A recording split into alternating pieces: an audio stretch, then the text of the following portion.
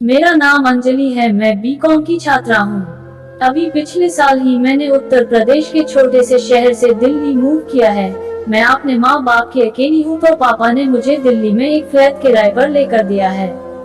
Mummy papa Mathura में ही रहते हैं। यहाँ मेरा कॉलेज सिर्फ 2 से 3 घंटे का ही होता है, और वो भी सप्ताह में सिर्फ 4 दिन ही मैं कॉलेज जाती हूँ। इसी वजह से मैं काफी बोरिंग महसूस करती थी।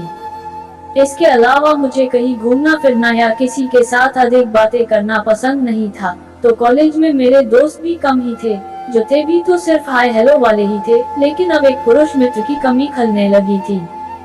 मेरी उम्र भी अब 22 साल की हो गई है, तो मेरा मन भी करता है कि कोई मुझे प्यार करे या मुझे परेशान करे। मेरे फ्लैट में कुल 3 कमरे, एक हॉल और किचन बाथरूम था, तो मैंने सोचा कि क्यों ना 2 कमरे किराया पर दे दूं, ताकि मेरा ऊपरी खर्च भी निकल जाए और मेरी बोरियत भी कुछ कम हो जाएगी। सो मैंने एक प्राइवेट जॉब करने वाले लड़के को अपना रूम किराए पर दे दिया। उसकी उम्र 23 साल की रही होगी, और वह देखने में भी काफी हैंडसम लग रहा था। उसको देखकर मेरा मन अक्सर डोल जाता था और उसे अपना दोस्त बनाकर उससे ढेरों बातें करने का मन करता था, लेकिन मेरी हिम्मत कभी नहीं हुई उससे बात करने की।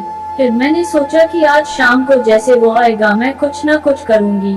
शाम होने से पहले ही मैं थोड़ा सा रेडी होकर उसका इंतजार करने लगी। तभी अचानक गेट की घंटी बजी, और जैसे ही मैंने दरवाजा खोला तो देखा कि वह बाहर खड़ा था। मैंने मुस्कुराते हुए उसे देखा और पूछा कि आज थोड़ा लेट कर दिए।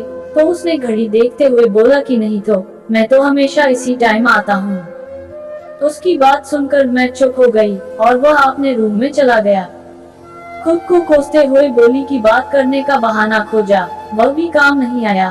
तभी उसने रूम से बाहर आकर पूछा कि रूबी जी, आज टंकी में पानी भरा है या नहीं, क्योंकि कल पानी भरा नहीं था और मैं कल साबुन लगाकर बाथरूम में फंस गया था। तो मैंने बोला कि नहीं, आज मैंने पानी टंकी में भर दिया है, और अगर कभी पानी खत्म हो जाए तो मुझे आवाज दे देना, मैं आपको बाल्टी से पानी दे दूंगी।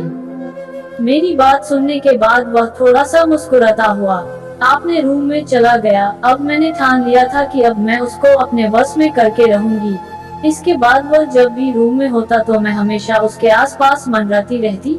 कभी कुछ पूछने के लिए उसके रूम में चली जाती, तो कभी कुछ डिश बनाकर उसे देने चली जाती।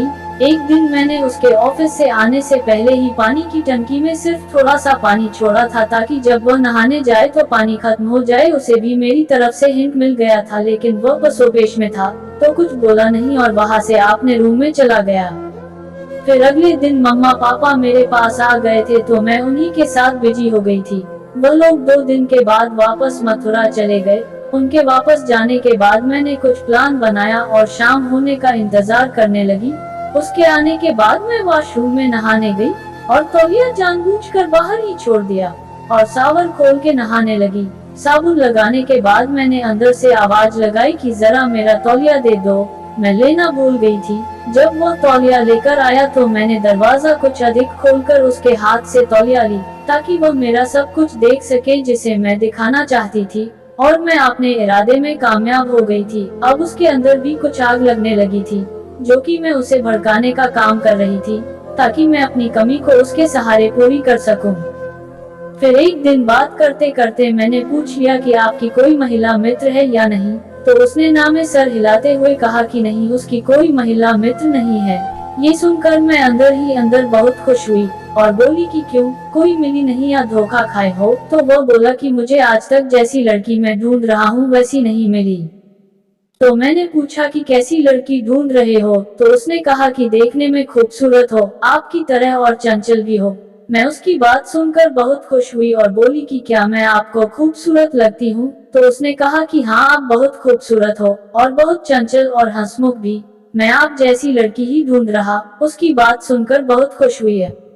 क्या मैं आपको खूबसूरत लगती हूँ? तो उसने, आप बहुत खूबसूरत हो और बहुत चंचल हैं भी। मैं आप जैसी लड़की ही ढूंढ रहा। उसके मुंह से अपनी तारीफ सुनकर मैं हवाओं में उड़ने लगी और बोली कि अच्छा, मैं आपको इतनी अच्छी लगी हूँ? तो उसने कहा कि हाँ मैडम, आप जिसे भी मिलेंगे उसके भाग्य ही चमक जाएंगे।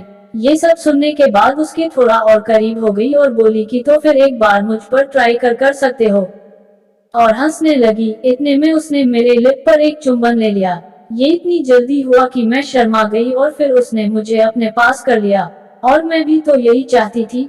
मैंने कोई भी विरोध नहीं किया और उसका साथ देने लगी। इसके बाद हम इस दुनिया से जन्नत में पहुंच चुके थे और आपस में इस कदर लीन हुए कि हमें दीन दुनिया की खबर ना रही और सारी सीमाओं को तोड़ते हुए हम उस अमृत को पा गए जिसके बारे में मैं सोचा करती थी।